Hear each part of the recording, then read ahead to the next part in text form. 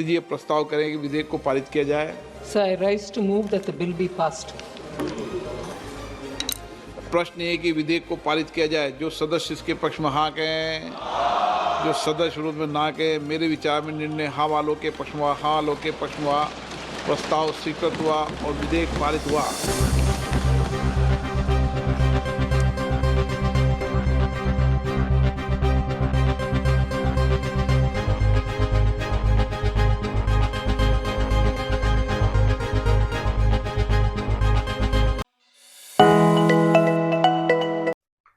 नमस्ते दोस्तों, निर्मला ताई एक और अमेंडमेंट लेकर आ गई हैं।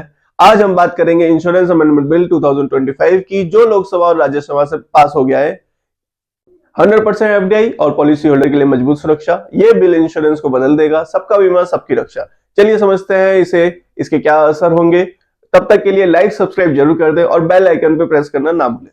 बीमा सबकी रक्षा bill insurance act 1938, LIC act और IRDA एक्ट को अमेंड करता है। इसका गोल सीधा इंश्योरेंस पेनिट्रेशन बढ़ाना है और टारगेट यह है कि 2024 तक घर घर इंश्योरेंस पहुंच जाए। इसे कैबिनेट ने अप्रूव कर दिया है। यह बिल 16 दिसंबर को लोकसभा ने और 17 दिसंबर को राज्यसभा ने पास कर दिया है। सबसे बड़ा चेंज फॉरेन इन्वेस्टमेंट। ज्यादा चर्चा इसी पॉइंट पर हो रही है। पहले फॉरेन इन्वेस्टर का कैप टाइट था, अब एफडीआई लिमिट और फ्लेक्सिबिलिटी बढ़ रही है। 100% एफडीआई अब अलाउड है। पहले 74% था। फॉरेन कंपनीज पूरी तरह ओन कर सकती हैं, लेकिन चेयरमैन, एमडी या सीईओ में से एक इंडियन जरूरी रहेगा, जिससे ग्लोबल टेक और कंपटीशन बढ़ेगा और प्रीमियम गिर सकते हैं। इसका इफेक्ट क्या होगा? ग्लोबल इंश्योरेंस जायंट ज्यादा पैसे ला सकेंगे, कंपनीज फाइनेंशियली स्ट्रांग हो जाएंगी, कंपटीशन बढ़ेगा, बेटर प्रोडक्ट बेटर प्राइसिंग के साथ मिलेगा। और इसकी ग्राउंड रियलिटी ये रहेगी कि फॉरेन पैसा आएगा पर कंट्रोल अभी भी इंडियन रेगुलेशन के अकॉर्डिंग ही रहेगा। कैपिटल और कंप्लायंस चेंजेस। बिल का फोकस सिर्फ पैसा नहीं, डिसिप्लिन भी है। कैपिटल रिक्वायरमेंट रेशनलाइज हो रही है। स्मॉलर एंड स्पेशलाइज्ड इंश्योरेंस के लिए एंट्री इजियर हो रही है। स्ट्रॉन्ग गवर्नेंस नॉर्म आ रहे हैं। आइए डिटेल में समझते हैं। मतलब फ्लाई बाय नाइट इंश्योरेंस के लिए जगह कम है, सीरियस प्लेयर्स के लिए स्कोप ज्यादा है। चलो इसके डिटेल में समझते हैं। दूसरा चेंज है फॉरेन री इंश्योरेंस के लिए नेट ऑन फंड 5000 करोड़ से घटाकर 1000 करोड़ हो गया है, जिससे इंडिया में ज्यादा इंश्योरेंस कैपेसिटी बनेगी।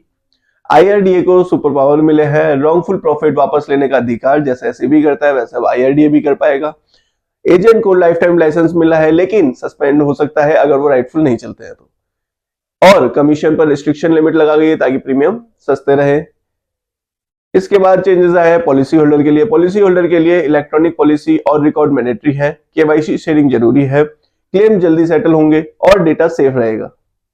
LIC को ऑटोनॉमी मिली है। जोनल ऑफिसेज बिना गवर्नमेंट अप्रूवल के खोलने की और ओवरसीज फ्लेक्सिबिलिटी बनाने की फ्रीडम मिल गई है। अब बात करते हैं कुछ और चेंजेस के बारे में, जैसे कि नए policy holder education and protection fund बनेगा। IRDA के अंडर पेनल्टी से फंडेड होगा। कंज्यूमर को एडुकेट करेंगे और प्रोटेक्ट करेंगे। Data privacy. Policy holder data secure रखना मैंडेटरी है। KYC थर्ड पार्टीज को शेयर नहीं कर सकते। प्राइवेसी पे फोकस होगा। Claim transparency. क्लेम रिजेक्ट करना के लिए क्लियर रीजन देना होगा। सारे क्लेम डिजिटल रिकॉर्ड में, no more black boxes. Stricter penalty. Violation करने पर अब 10 करोड़ तक की पेनल्टी लग सकती है। अब डर लगेगा गलत काम करने से। LIC autonomy.